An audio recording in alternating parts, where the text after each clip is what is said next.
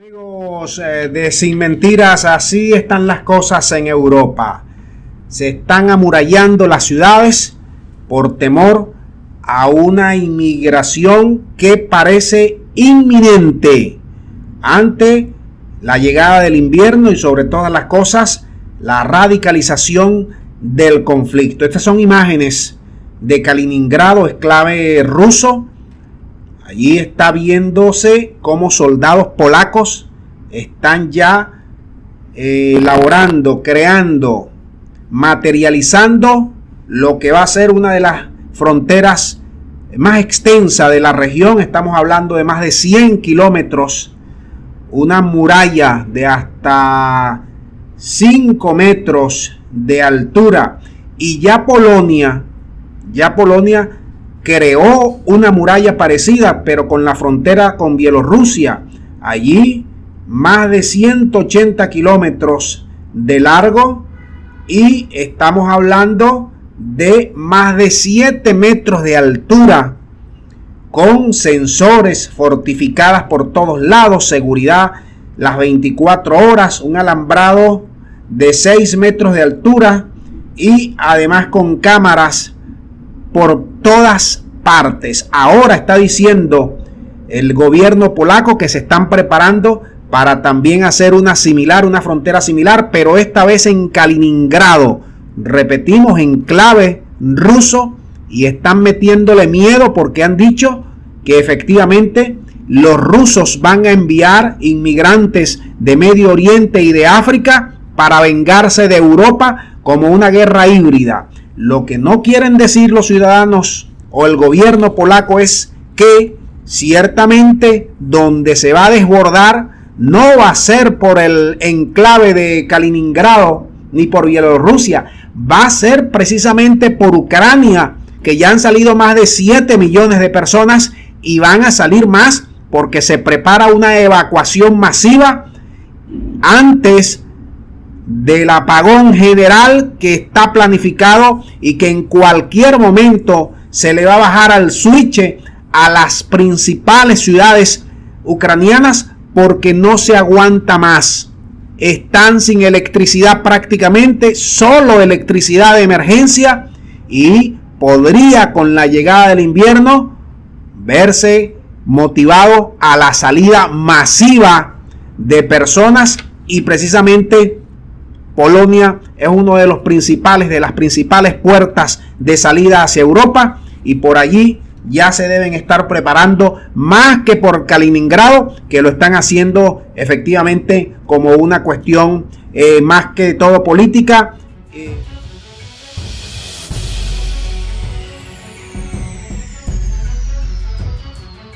El día 5 de noviembre de 2022, finalmente la realidad se impuso en Kiev, y la noticia titular del Washington Post eran los planes ucranianos para evacuar la ciudad de Kiev en preparación para un eventual colapso de la red eléctrica ucraniana y lo que han denominado como un apagón total. Estos planes parecían impensables hace pocos meses, pero ahora son una incómoda y funesta realidad, pues las autoridades de la ciudad y ahora la propia oficina presidencial ucraniana reconocen que les será imposible resistir el invierno sin electricidad ni calefacción. Y es que si bien las autoridades ucranianas insisten desde mediados de octubre de 2022 en que los rusos solo han dañado un 40% de su infraestructura eléctrica, y siguen afirmando que sus sistemas antiaéreos detienen todos los ataques rusos, ahora sabemos que mienten, porque han reconocido que están al borde de un apagón total y un colapso definitivo de la red eléctrica ucraniana.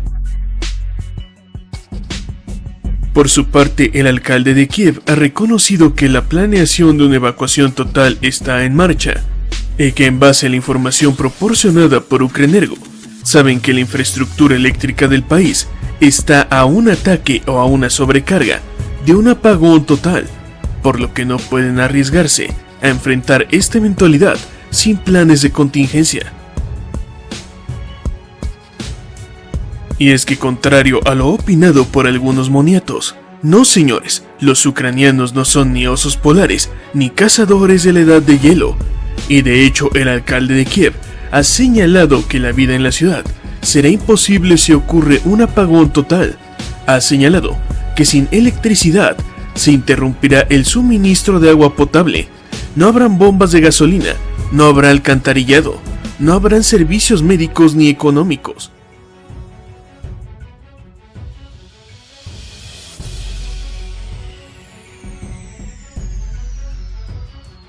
El pasado 1 de noviembre de 2022, el presidente ucraniano Volodymyr Zelensky ofreció una entrevista a la televisión pública checa en la que expuso sus condiciones para la paz y su peculiar y única visión del conflicto.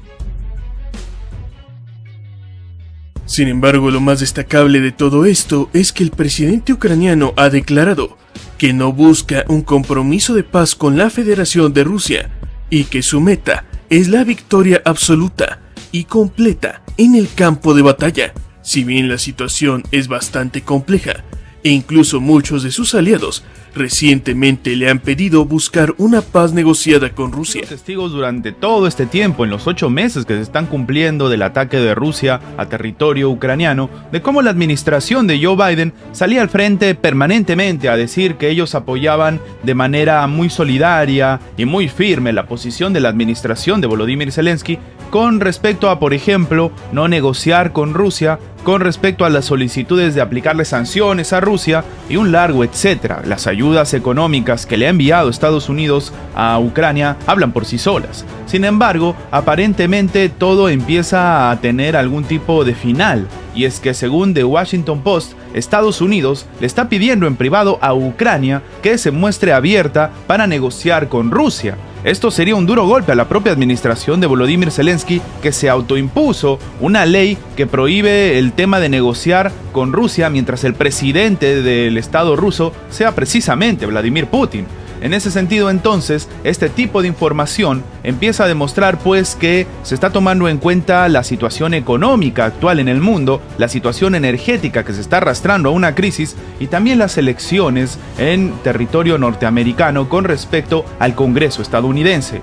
Esta situación, este cúmulo de cosas que están sucediendo en la geopolítica actual, aparentemente están invitando a Washington a plantearse frenar la situación a pesar de los miles de millones en ayuda que ha enviado Estados Unidos a Ucrania. El golpe de Estado suscitado en Ucrania. Un columnista francés, Quentin Jacquet, recuerda que la nación norteamericana siempre, o la nación estadounidense, siempre ha favorecido la organización del Tratado del Atlántico Norte, de la OTAN. Destacó que se eligió el momento oportuno para influir en lo que fuera luego el derrocamiento ilegítimo de Víctor Yanukovych. Vladimir Putin estaba preparándose para los Juegos Olímpicos de Sochi, dice él, y no pudo impedir el golpe. El ingreso de Ucrania en la OTAN, herramienta de Estados Unidos para intervenir en Europa, herramienta militar de Estados Unidos, fue totalmente inaceptable para el gobierno ruso. Una noticia que también a esta hora genera múltiples repercusiones. Lo que perjudica seriamente la reputación de la familia gubernamental del Reino Unido ha salido a la luz. El linaje del flamante y nuevo primer ministro británico Rishi Sunak aún mantiene negocios y vínculos comerciales en Rusia. Así lo confirmó la agencia The Guardian. En palabras del medio, la corporación tecnológica perteneciente al suegro del mandatario, luego de 8 meses de haber anunciado su retiro del territorio penado, sigue operando en la capital del oso. El escándalo recién comienza. Para que ustedes vean, miren, estos representantes del pueblo, estos líderes, estos premier, cancilleres, primeros ministros, lo que sea, son un fraude prácticamente para los electores, para los ciudadanos.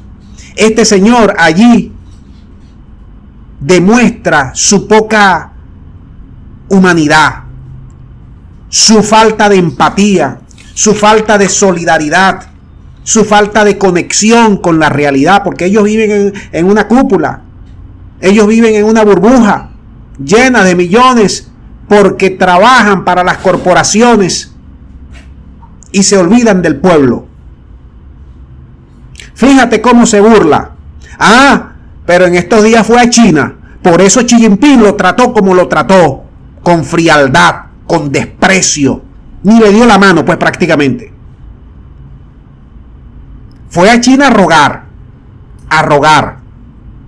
Entonces, cuando este señor le plantea sus problemas, se ríe, se burla, le da risa, pues.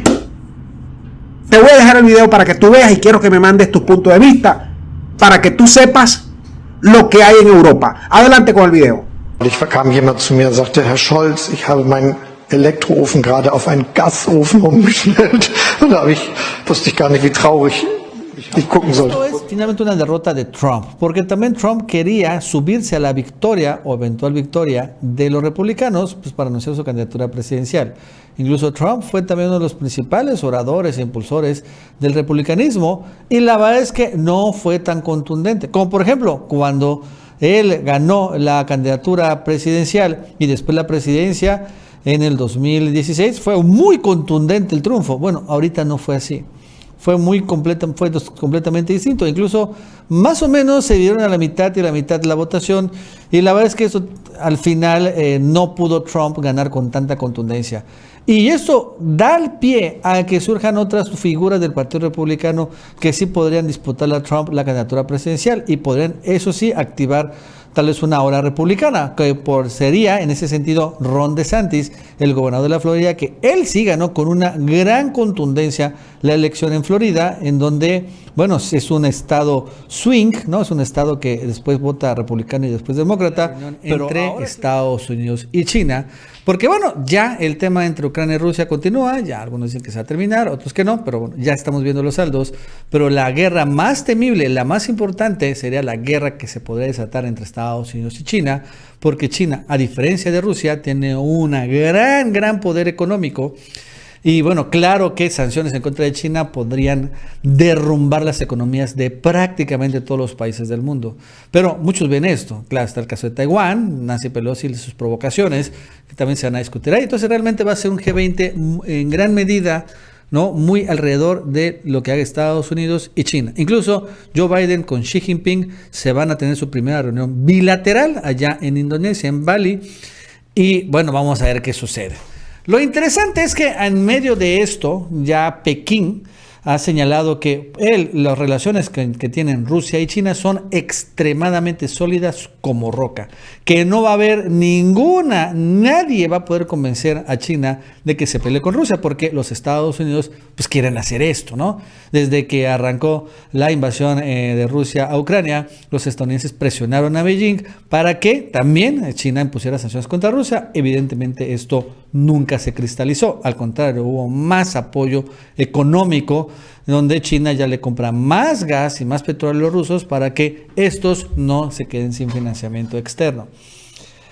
Lo interesante es que ya los chinos, sin embargo, han vetado a los europeos, en particular a Ursula von der Leyen, la comisionada europea, que es una de las también más grandes propagandistas de la guerra en contra de Rusia y bueno, también las sanciones en contra de Rusia.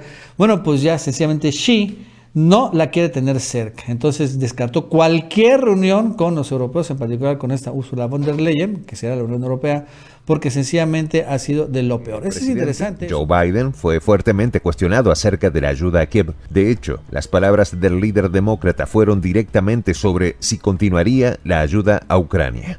En este sentido, el jefe de Estado de Washington se refirió a su posición con respecto a la ayuda de Ucrania independientemente de los resultados de las elecciones. Biden apunta a mermar la ayuda de la potencia del norte a Ucrania pese al partido que marque el paso del Senado y la Cámara de Representantes en Washington. ¿Pero qué expresó Biden al respecto? Que todos lo sepan, no le hemos dado un cheque en blanco a Ucrania, aseveró.